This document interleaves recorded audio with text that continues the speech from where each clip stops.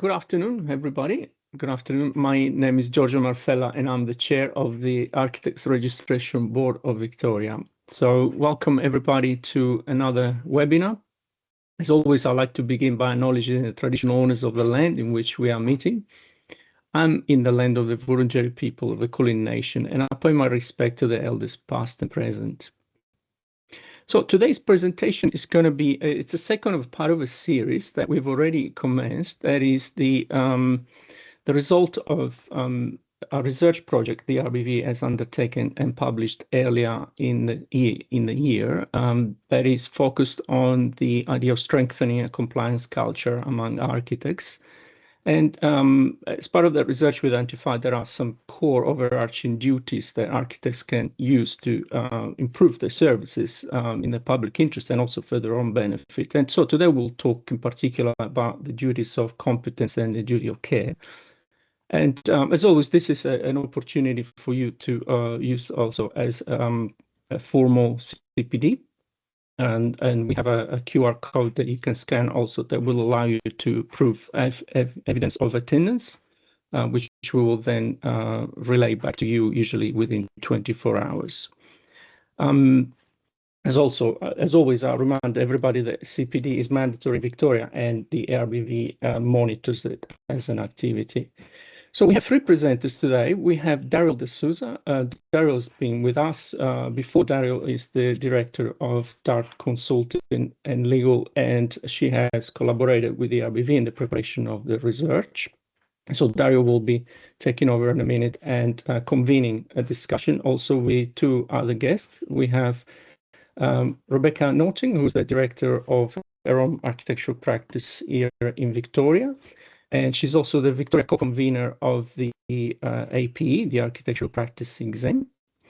And we have Emily Gilfillan. Emily is principal at GSA Group here and the Melbourne studio leader.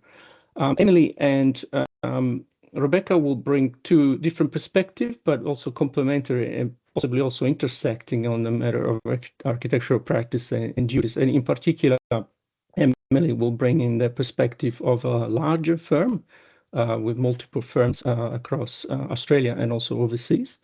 And Rebecca instead more the nature of the smaller practices, which are very important and very relevant, of course, as well here in Victoria, certainly. And so also I should mention that both Emily and Rebecca are also two examiners for the ARBV of the part 3 of the examination process. Now, as always, I'll hand over now to Dariel, but if there's any questions, you can put them in the Q&A, and I'll come back towards the end for 5 or 10 minutes to wrap up some questions. So over to you, Dariel. Thank you, Giorgio, and good afternoon, everyone.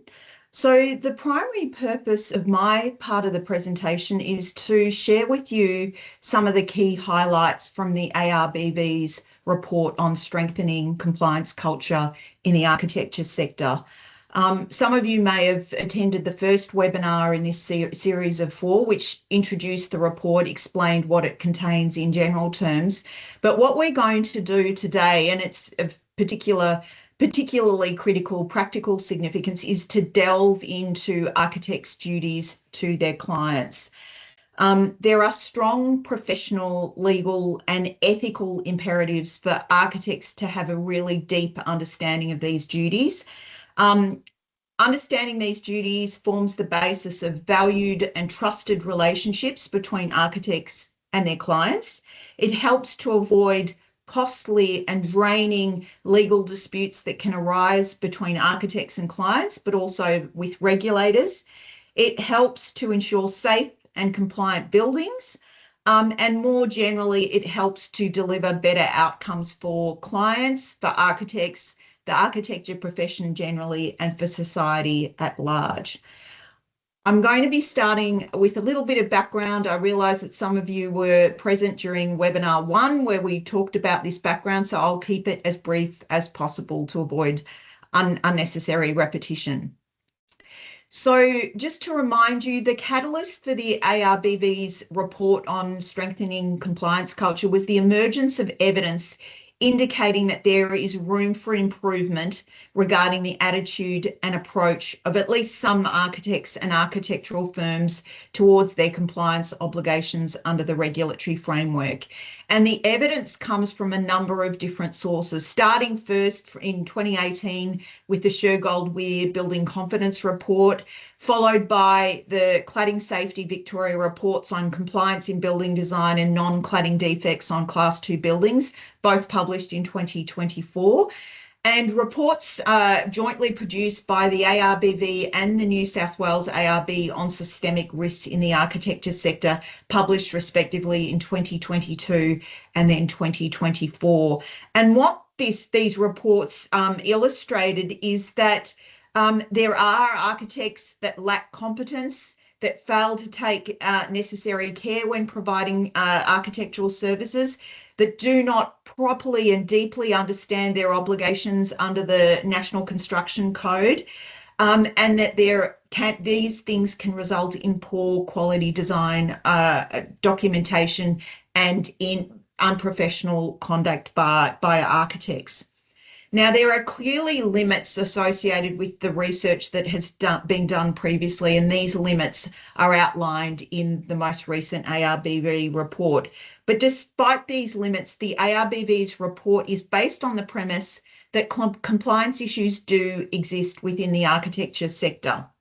And this premise is supported by the fact that the ARBV routinely investigates cases involving unprofessional conduct by architects. So in light of this evidence, the ARBV considers that a focus on compliance culture is absolutely essential. This helps to address the root causes of non-compliance, which is necessary to drive lasting change, rather than focusing on the symptoms of cultural issues, which is the incidence of non-compliance in practice. And this proactive focus on compliance culture is supported by comments made by Commissioner Hayne back in 2019 in the context of the Financial Services Royal Commission, where he said that historically regulators have only paid limited attention to the connection between poor culture and misconduct, and instead have focused on incidents of non-compliance rather than really delving into systemic issues that are producing non-compliance in the first place. So the purpose of the ARBV's reports is to identify and address the root causes of non-compliance, and in turn help to avoid harm to clients, users, and the profession. Now, the objectives of the ARBV's report are set out in this slide, and we're really focusing on three of these objectives. The second one, to identify overarching duties that are owed by architects that underpin a strong compliance culture. The fourth one, to provide practical guidance for architects to strengthen their compliance culture. And the last one, which is to highlight tangible actions that can be taken by architects to really strengthen their compliance culture in practice. Now, there are three key outputs from the ARBV's work on compliance culture. The first is a report containing the ARBV's detailed analysis and findings about compliance culture in the architecture sector. The second is a one-page high-level summary identifying the key takeaways from the ARBV's work. And then finally, and particularly of particular importance for the audience today, is a booklet containing practical guidance for architects and architectural firms, including sole practitioners, small firms, and larger firms, to help them embed a strong compliance culture. It includes case studies as well as very practical guidance. Now, before we really delve into the details of these core duties, I want to start with some key concepts. So the first is, what is compliance culture? Compliance culture is the combination of shared values, attitudes, and habits that guide behaviour, actions, and decisions, really affect the way in which people behave in practice. And it begs the question, what do we mean by compliance when we're talking about compliance culture. For architects, it includes the Architects Act, the Architects Regulations, and the Code of Professional Conduct. But it applies to the broader scope of regulatory instruments that apply to the provision of architectural services, including the National Construction Code, but also competition law, occupational health and safety law, taxation law, environmental law. Why does compliance culture matter? Well, a poor compliance culture can lead to poor client-architect relationships. It can mean that clients' needs are not met. It can lead to non-compliance, which could result in regulatory action, and it can have adverse social, economic, and environmental impacts in practice.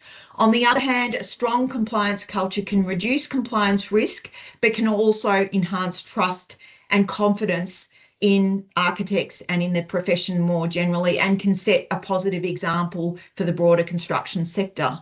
In terms of what a strong compliance culture looks like in practice, it involves a shared understanding among those participating in a practice as to about why compliance is important.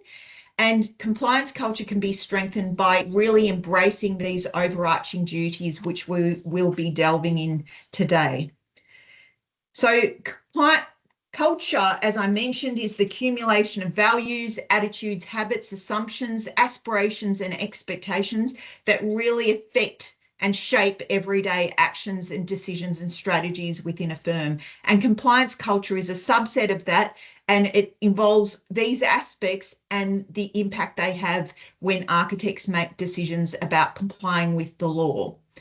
Now, compliance mindset relates to an individual's internalized commitment to understanding their obligations, making decisions lawfully and with integrity, and generally doing the right thing, even in the absence of oversight. And you can see the interlinkage between these two things.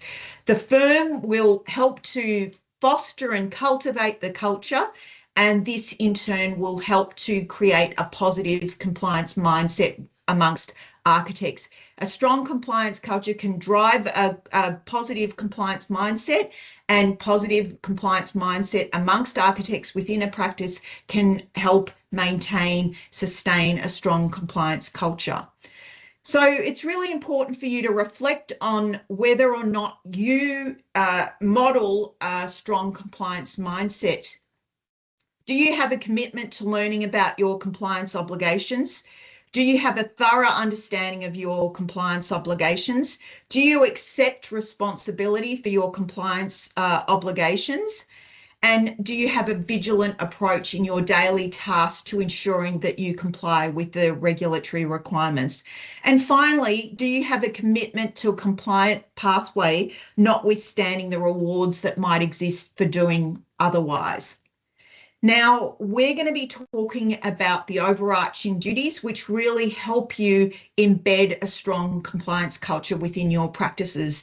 And these overarching duties derive from the social contract that exists between architects and the public more generally, deriving from architects' professional status, according to which professionals are, and architects in particular, expected to maintain high professional standards.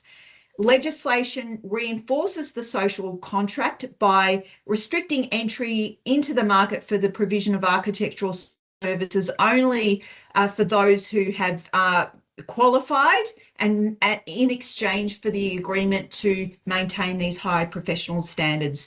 And common law elaborates these duties. It's made by judges rather than under a statute, and really explains what these duties mean in practice.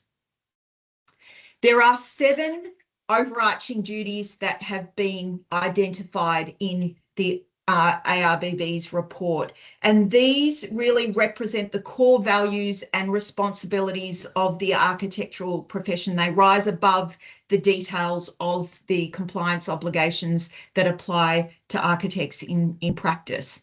Now, it's important to note that while these duties are overarching in the sense that they apply universally, there are some nuances. So there are differences in the way the overarching duties apply between architects and their clients, which is what we're focusing on today.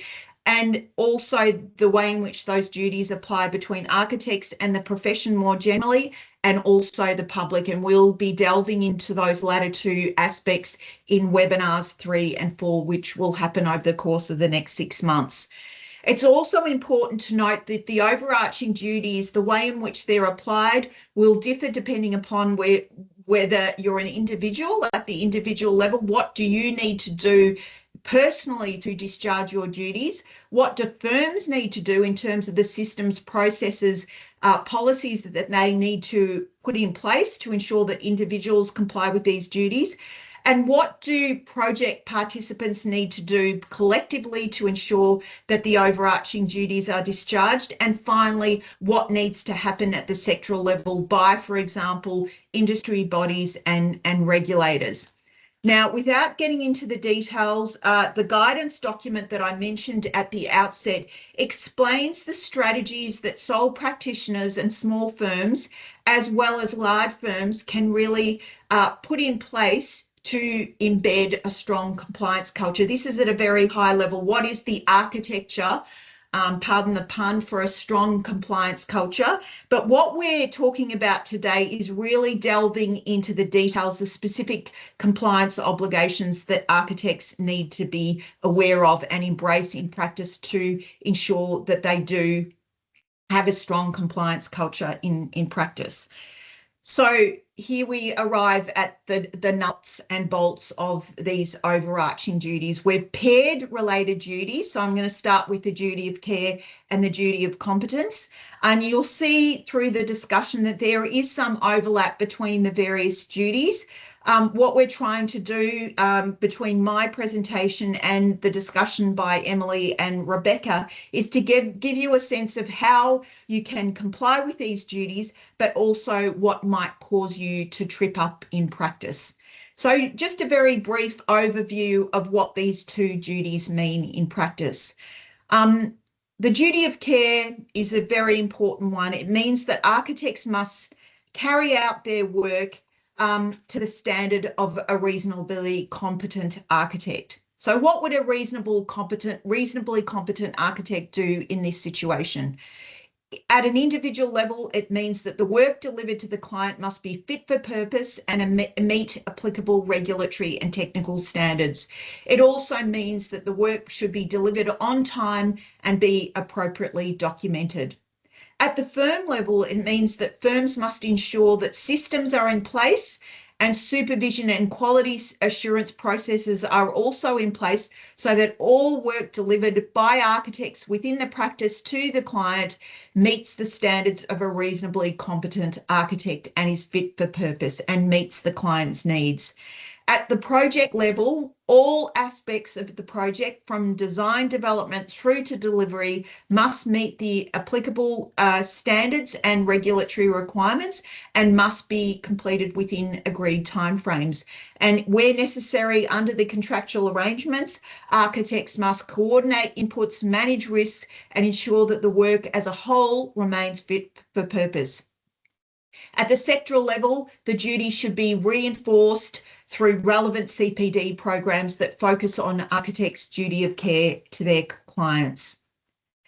Complementing the duty of care is the duty of competence owed by architects to their compliance. It means that architects must possess and apply the necessary knowledge, skills and judgment to perform their roles professionally and responsibly.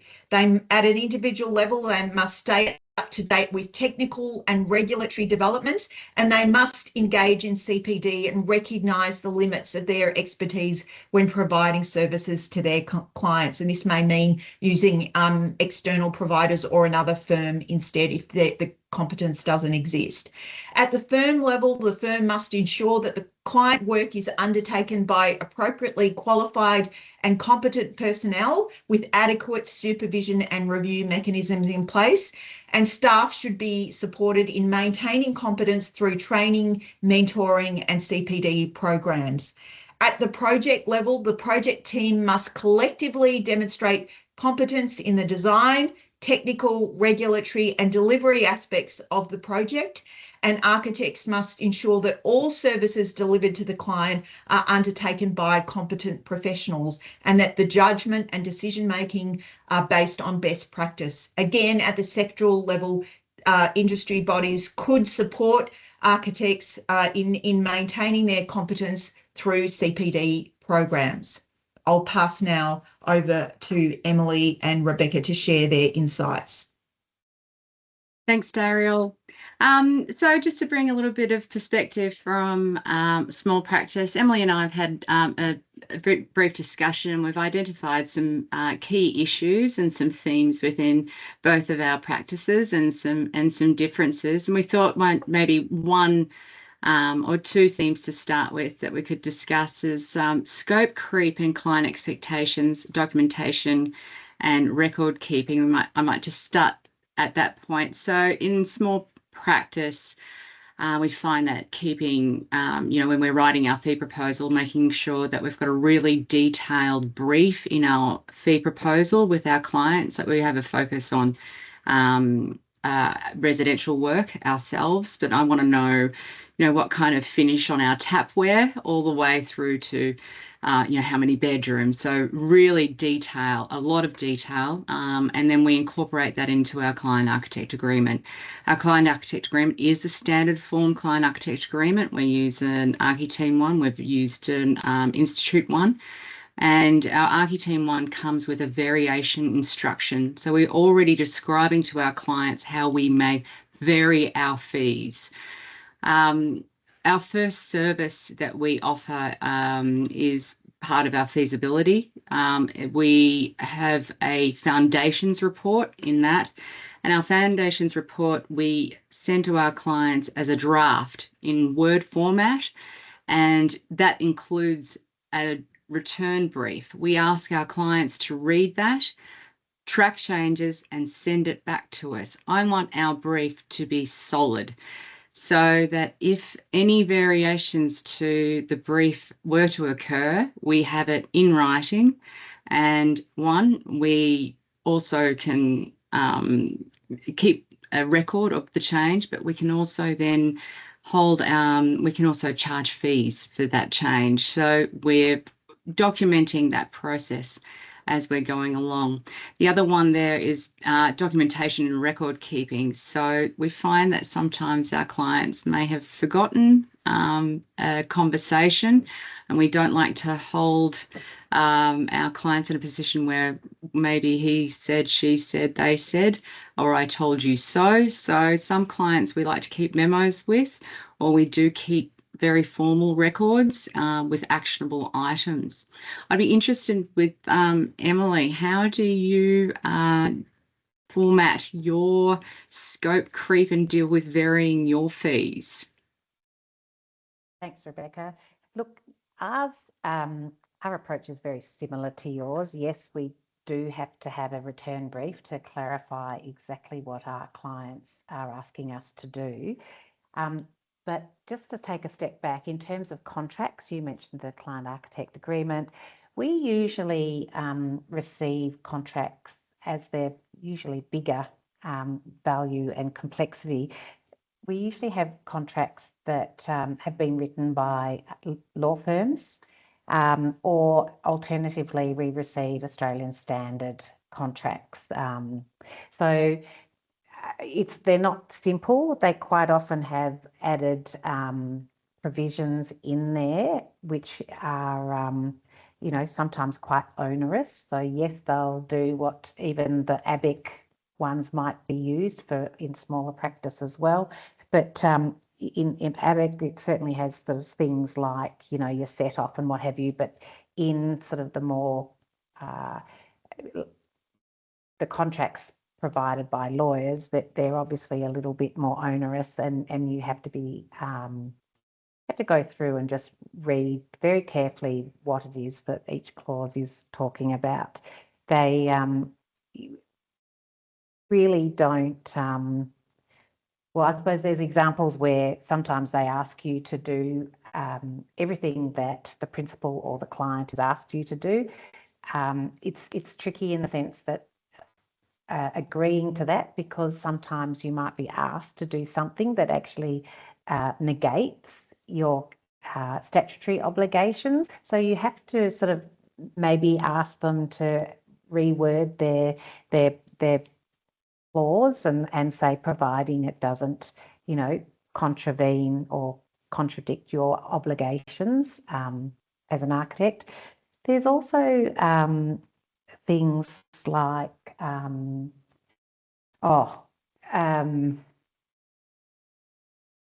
confidentiality.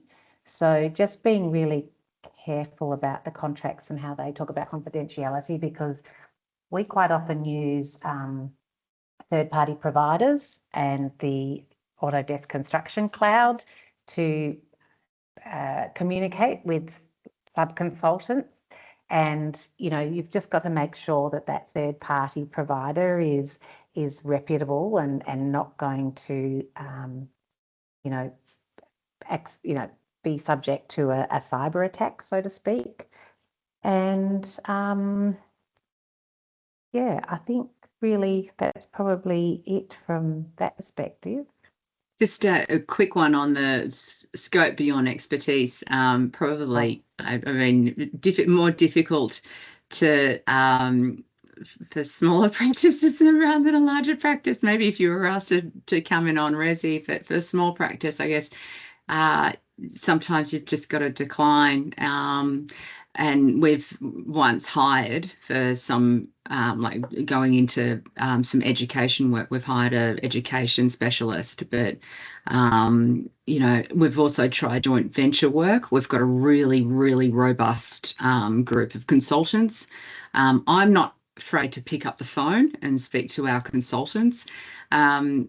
You would have some instances, I guess, you know, specialist facades and things like that. How do you deal with, you know, work that's, you know, outside of your expertise? Look, you know, we have to be very upfront about that. We do, if we need a facade consultant to help us, you know, respond to, you know, FP 1.4, we certainly reach out to a facade consultant and get them to sort of collaborate with us and work with us through any of the you know, water ingress issues that we, you know, might come up against. Scope creep, yes, we have forms and things, so we might have a design advice change form that will help us automatically notify a client that there might be a change, and then we would follow that up with, say, a formal variation, but at least it gets people understanding that there's a departure from what we understand is our scope. And it just keeps I suppose, the client expectations in check, so that they know that, you know, they will expect a variation should a design change notification come through. Thank you. Dariel, back to you. Thank you. So let's move along to the next pair of duties. The duty of honesty and impartiality, and the duty to act impartially and duty of honesty and integrity, and the duty to act impartially and avoid conflicts of interest. So starting first with the duty of honesty and integrity, this really is at the heart of being a professional. Architects must act honestly, transparently, and ethically in all aspects of their work. They must be truthful and transparent in all their dealings with clients, providing accurate information about progress, costs, risks, things that are really important to the client. They should avoid deception, misrepresentation, or concealment of errors, and they should promptly disclose mistakes. Something that came out of the systemic risk research is that architects can find it very difficult to deliver bad news, but it is really important and a fundamental aspect of your duties as a professional. At the firm level, the firm must establish governance, transparency, and accountability policies to ensure honest communication and decision-making with clients. It should foster a culture of integrity within the firm, requiring staff to report errors openly and prioritise ethical conduct over profit and convenience. At the project level, the project must be managed in such a way that ensures and really hardwires transparency about scope, about fees, about timelines, about project performance, and really embeds honest reporting of any issues affecting project delivery. The project team as a whole must ensure that decisions are made ethically and in good faith, including when managing client expectations, resolving disputes that may arise, or addressing design or compliance challenges that arise along the way. At the sectoral level, the profession as a whole collectively owes duties to their clients to engage in ethical and professional conduct. And this really, as I mentioned, is at the heart of the architect's status as a professional. A linked duty is the duty to act impartially and avoid conflicts of interest, a really important duty. So architects must act impartially and avoid situations where their personal or commercial interests could compromise their professional judgment. So at the individual level, architects must exercise independent and unbiased judgment, ensuring that personal, financial, and professional interest do not influence in any way their advice or decisions in relation to their clients. They must disclose any actual or potential conflicts of interest to their clients and decline gifts or benefits that could compromise or be perceived to compromise their impartiality. At the firm level, firms must implement policies, procedures, and systems so that conflicts of interest can be actively and promptly identified, disclosed, and managed. The firm should promote a culture of integrity and transparency, ensuring that all staff act in the best interest of their clients, even when doing so may adversely impact on the firm's own commercial position.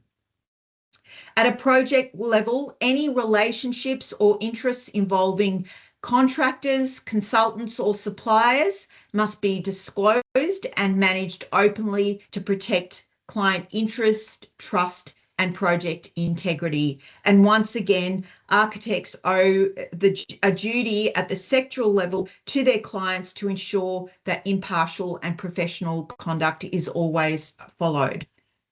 So I'm going to pass back to Emily and Rebecca. So again, just some themes that Emily and I picked up on this, and I'll just start off on the first three. The big one there for small practice is the client relationship and bias, and I'm just going to clump those first three: financial and fee pressures, client relationship bias, and misrepresentation of expertise. But the smaller firms often face inconsistent cash flow, might be tempted to overstate our claims, fee claims, underestimate fee costs. We might have an informal client relationship. It might be a mate, it might be a family member or something like that. We have a policy in our office to adopt ethical review practices. We have an office manual. We also are very transparent with our clients, no matter who they are, that we don't reduce our fees, because in doing so it compromises our service quality and increases our professional risk. It also undermines our business sustainability. It devalues our profession, and it also, potentially risks the service that I can provide for our client, and no client wants that service compromised. Emily, what's your position on do you get caught up in any negotiation with clients looking for a bit of a discount or anything like that because of a relationship? Look, yes, sometimes it can. Look, I suppose, from our perspective, bigger projects sometimes means bigger problems. So, we too have financial pressures, and some of the contracts that we receive talk about milestone payments rather than monthly, invoiced solutions. So, we have difficulties sometimes managing that or negotiating that at the outset. What we do also find that, you know, because of that, we quite often have to provide monthly activity reports in addition to our invoices that tracks exactly all the activity that we've done in that month in order to claim that our monthly invoice. So it does come into, you know, there are similar pressures in terms of bias. Look, you always want to do business with people you know and like and trust. So relationships are always important, I think, across the board. It's just probably sometimes at a little bit more arm's length, maybe in the larger practice. I mean, to have great friendships with clients and sub-consultants. But again, I suppose, you know, we're quite often principal design consultant or lead consultant on a lot of our projects. So that, you know, and you actually want to work with like-minded sub-consultants who you know and trust in delivering whatever work it is. So sometimes, yeah, you do tend to go to the same sub-consultants that you might have used and you know you work well with, and they know how you work as well. So I suppose that's where we find some of the challenges. Do you maintain a conflict of interest register? No, we don't, but we probably should. Not, I think, look, before we've even engaged on a project, if there is a conflict, that is flagged. Yeah. I don't think we've ever been in a situation, or in my experience, I've never been in a situation where there is a conflict of interest. No, sorry, I can't answer that one. Have you?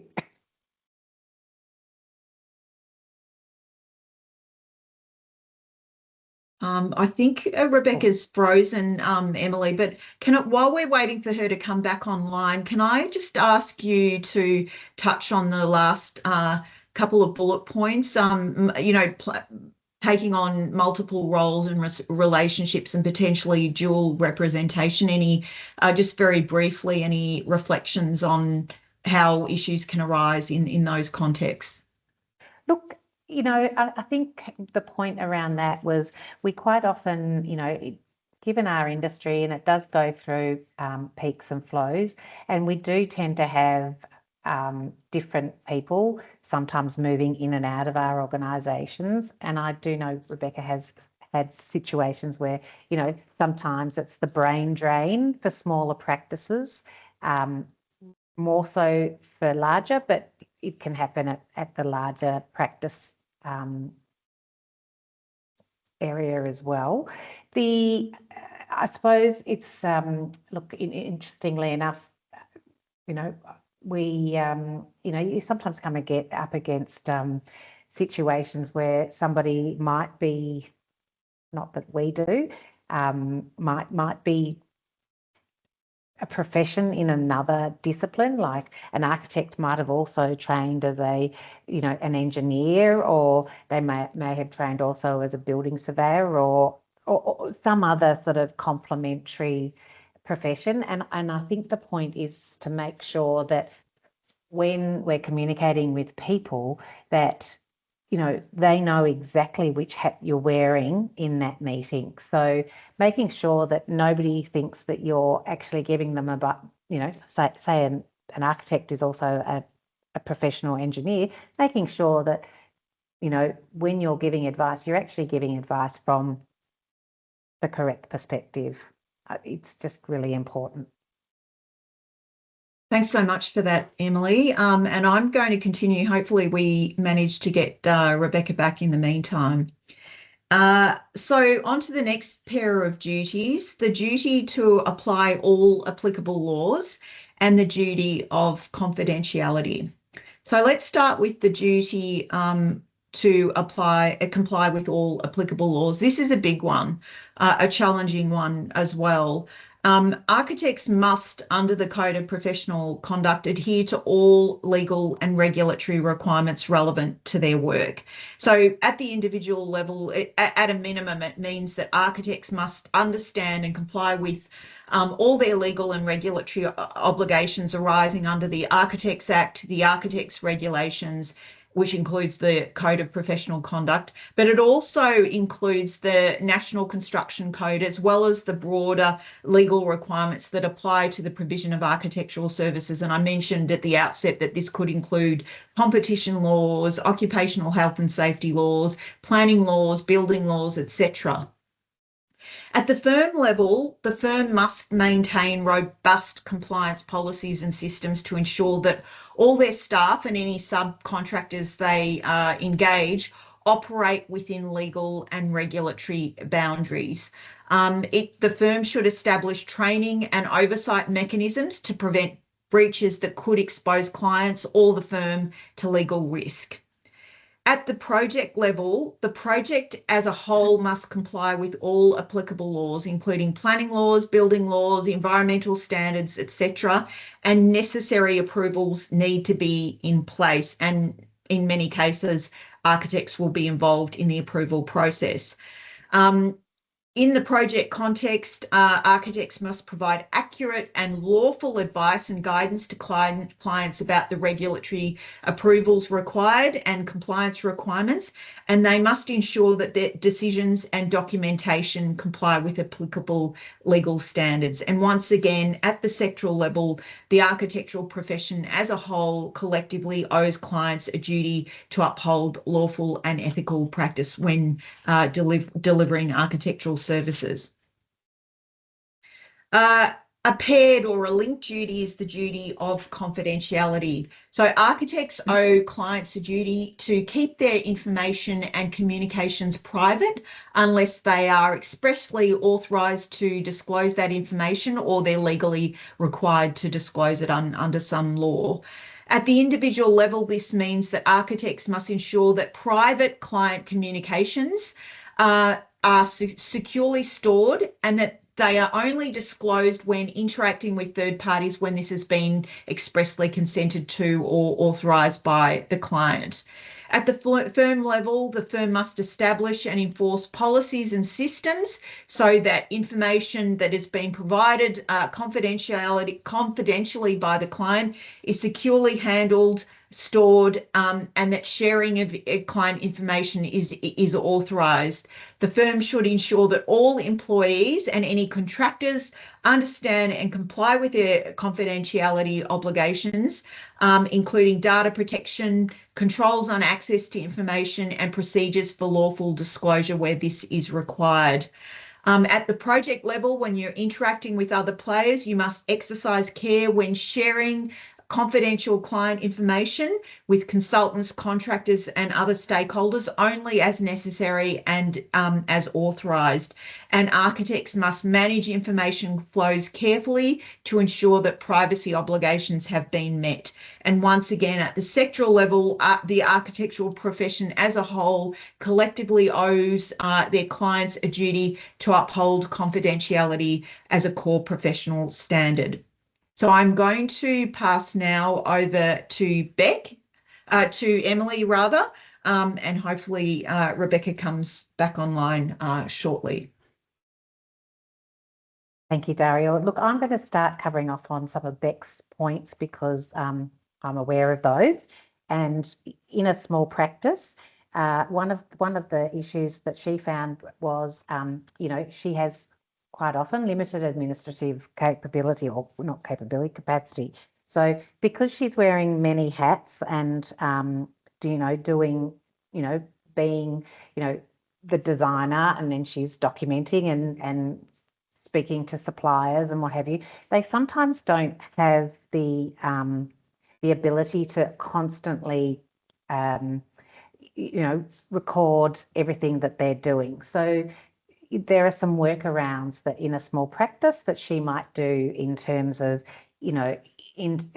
creating minutes of a meeting might be in an email, and it might be just tracking everything that they're doing for a project. So instead of, you know, individual or separate reports for QA and everything else, it's being kept within, you know, other formats of communication. Whereas in a large practice, you know, we have a far more formalised QA. We are certified QA systems and constantly making sure that, you know, we have approval to proceed to, you know, next phases of a project. We have, you know, done our safety and design risk register, and we've issued it to all our sub-consultants and had all their feedback in. And so it's a consolidated safety and design register, and so on. So I suppose we do sometimes, you know, given that, you know, as I mentioned before, you know, big projects sometimes is big issues. The protection of data, as I mentioned before, is really important. So if we are using ACC, the Autodesk Construction Cloud, for ease of communicating and collaboration with our sub-consultants, we must be assured that that is a secure platform. The other thing is that we quite often, I think Rebecca's coming back in, but the other thing that we quite often do is use AI as well. And we've just got to be careful about making sure that whatever form of AI we're doing, even though it might give us some productivity gains, we need to make sure that we're not contravening any other sort of copyright laws, I suppose, which is really important as well. But I'm going to pass on to Rebecca, because Rebecca, I have mentioned the fact that you might be wearing many hats as a small practice, and you might do workarounds rather than formal record keeping. But so maybe you might like to talk about the staff turnover piece.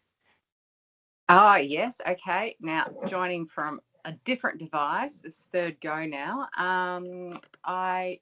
Could you just give me a thumbs up that you can hear me okay, Emily? Great. Thank you. Could I just touch on that other bit about the documentation? Because I'd like to just talk about our minutes a little bit, because the record keeping, because our minutes that we take for our meetings are really extensive, because we administer our AV contracts, and they are very extensive minutes. Our minutes have our original and our adjusted PC dates, our original and adjusted cost of works as well. We also include sometimes very basic architect's instructions, which I highlight. We also list all of our variations that are outstanding. I find that our builders can be pretty relaxed about providing paperwork to us, so I try to make sure that we are prompting our builders on paperwork. So everything that we can put into our minutes is super important. Now, in terms of that confidentiality with the staff turnover, just making sure that we have really, really strong like a conversation. We have for exit, is that right, Emily? Is that what you wanted me to talk about?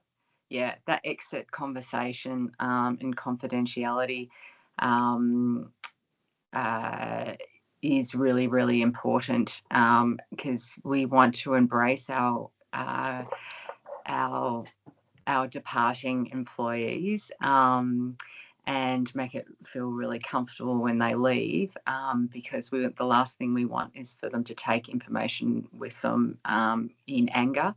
And it's really important that our clients' information is most importantly kept confidential. So we do discuss this with our employees, and we discuss that when we're signing our employment contracts with them as well. Thanks so much, Emily and Rebecca. Rebecca, good to have you back. And And Emily, thank you for really highlighting the different ways in which large firms and small firms can apply these duties in practice. We're running slightly behind schedule, so we're just going to hot-foot it along. The last duty that we want to share with you, and in fact, both Rebecca and Emily have already touched on this duty throughout the course of the discussion, relates to the duty to keep records and communicate effectively. So, as has already been mentioned, architects must maintain accurate, complete and accessible records of their work. And what this looks like may differ depending upon whether you're in a small firm or a large firm. They need to communicate clearly, honestly, and promptly with their clients and others involved in a project where necessary. So at the individual level, architects must document all key decisions, communications and agreements with clients to ensure that it is very clear, as Rebecca pointed out earlier, and that there's transparency and accountability as to what has been agreed between the architect and the client. Architects need to communicate clearly, accurately, and in a timely manner, keeping clients informed about really important things like project progress, risks, issues that may affect cost, quality, or the project schedule. At the firm level, the firm must maintain robust policies and systems for record keeping and information management. We've already touched on that in the discussion with Emily and Rebecca. The firm should train staff in effective communication practices and ensure that all correspondence and project records are properly stored, securely stored, and retrievable.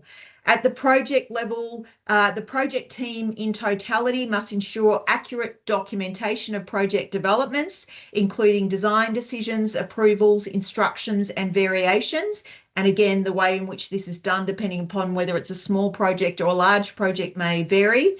And communication with clients, consultants, and contractors must be coordinated, timely, and transparent. And once again, at the sectoral level across the profession, architects owe a duty to communicate and document appropriately. Now, in order to ensure that you all have an opportunity for some questions and answers, I'll just ask Rebecca and Emily to come back on board just very quickly in a minute or two to touch on, and I apologise for squeezing your time, but just to touch on issues that you haven't discussed already about communication and record keeping. Yeah, I'll be really brief on this one, but I wanted to touch on live documents and sharing them with clients. So we use Google Sheets for live documents, RFI with clients, and our defects lists as well.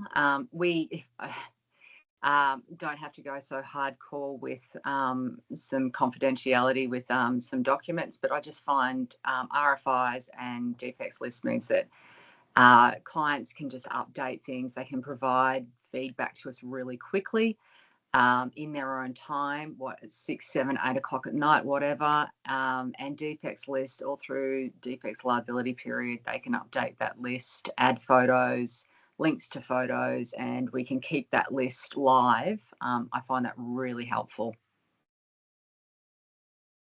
Look, I suppose we have, as part of our QA system, we do have lots of systems and processes documented that we must follow.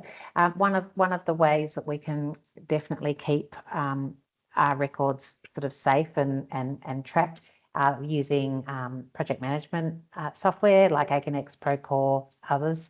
And that's helpful for also recording defects. Because if you're on a large project, also working, you might be novated to a builder. It's just a really easy way of tracking and closing out defects like that. And I suppose, communication is key with anything. Making sure that we've done all our proper sort of design review processes, it's been reviewed internally, everything's been issued. One thing we also do is have obviously disclaimers on our Revit models.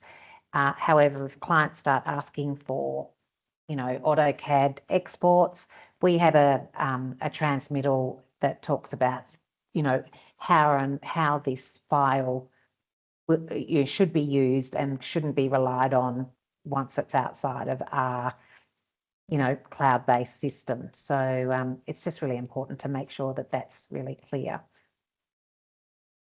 Thanks so much, Emily and Rebecca. And just some very quick concluding remarks. So the overarching duties that we've discussed with you are really key to a strong compliance culture. The overarching duties, which we've simplified into a suite of 7, really help to simplify architects' compliance obligations into a clear, practical framework to help you ensure professional conduct.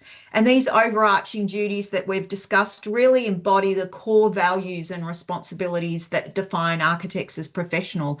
And if you consistently apply these duties, it will help to ensure that your architectural services are delivered lawfully, ethically, and to a high standard. And this in turn helps to strengthen confidence in both individual practitioners as well as the profession as a whole. And I'll now pass over to the chair of the ARBV, Giorgio Marfella, who will moderate the Q&A session. Thanks, Giorgio. Thank you, Dariel, and thank you, Emily and Rebecca. We managed despite some technical issues, so thank you very much for managing anyway. And look, we have two questions actually that came through that touch on the same topic, and that's a bit of a very touchy topic, I know, among architects, the term fitness for purpose. I believe it may have been raised in the context of some of the earlier comments, Dariel, that you made probably in the context of the overarching duties. So would you mind to explain, obviously, in which context that term has been referred to, which is not the same, of course, as the one for build products? So. I guess it's, you know, I use that term loosely to mean that the design needs to meet the client's needs as documented. So the design needs to be fit for the purposes that the client intended the design to be used for. It's not a term of art or a legislative term, but it was just a shorthand way of saying that when you design something, it actually has to be fit for the purpose for which it is intended. And Emily, Rebecca, would you like to add anything on that? Look, I totally agree with Dariel. And sometimes the wording of a contract is such that it's fit for purpose. And what we might do as a larger organisation is actually just slightly reword it, but yes, for its intended purpose, because it's quite an onerous clause. There is a risk, of course, that the services could be mistaken as a warranty of product fitness for purpose, which is obviously a fundamental difference, and we should also remind everybody that we are aware of the fact that Australian consumer law provides an exemption for architects and engineers about the provision of warranties. But this is not to say, however, that some clients, as you pointed out, may slide through some terms of that kind that could be problematic for architects. So it's important. So another, I don't know if there's any other posts. I'll just quickly have a look. I think there was a new one that just came in. So how can a record on the presentation be obtained? Yes, it will. They're all recorded, and they are available on the ARBV. I should also mention another housekeeping thing. The questionnaire will be, as you would have noticed, we haven't provided the questions, a time for you to complete the questions through the presentation, so you can do that separately. But submit it, of course, and then we'll provide a certificate of attendance. But I just want to take advantage of this last couple of minutes to I have my own questions, I suppose, to ask to Emily and Rebecca. You mentioned the issue of turnover in firms, and both from the perspective of a small practice in particular, Rebecca, you said it can be problematic. But so this made me think. What role both small and large practice can play, and in what different way in educating the younger generation of architects, graduates, and or less experienced, from your perspective, Rebecca? Maybe I'll start with you, and then I'll move on to Emily. It's a great honour to be able to educate the future architects of this world to be honest. I feel like I've got a huge duty of care to train our future architects, and I believe that they should be involved in work from conception to completion. And I'm fortunate enough to be able to involve, I've been involved in academia for quite some time, and I scoop up students and I involve them and part of internship through the universities. A lot of the universities run their internships, and if I can bring the students in at that point in time, I try to keep them through employment. But my students don't tend to leave. They then graduate and stay with me, and then they stay on and register and keep going. But they don't. I like to involve my students in every single facet of practice, but that is just the nature of small practice, and it's a beautiful thing. And I see this all through the APE as well, is that that exposure to every facet of practice is a delight to have a conversation with those. But I also have a delight having a conversation with a candidate who has a lot of experience in something that I don't have a lot of experience in, which is something like novation, or rail design or level crossing design, which is $11 billion projects, which blows my mind. You've got to have architects of all flavors too. So a huge role to shorten that back down again. Thank you. Emily.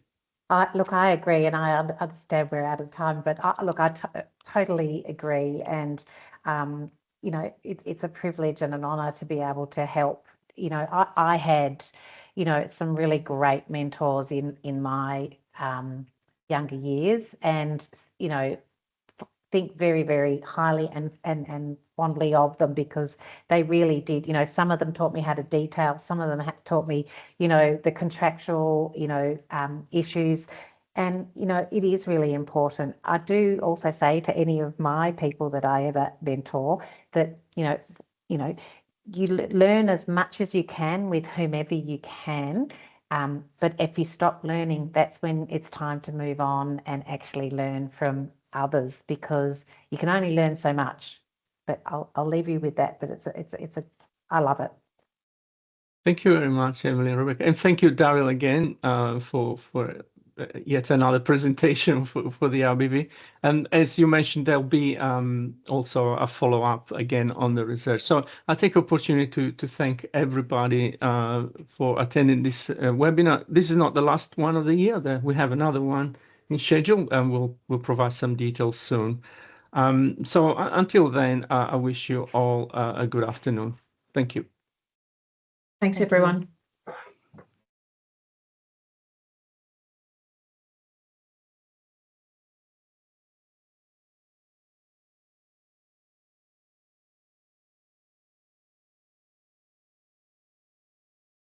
Do we drop out? Do we drop out?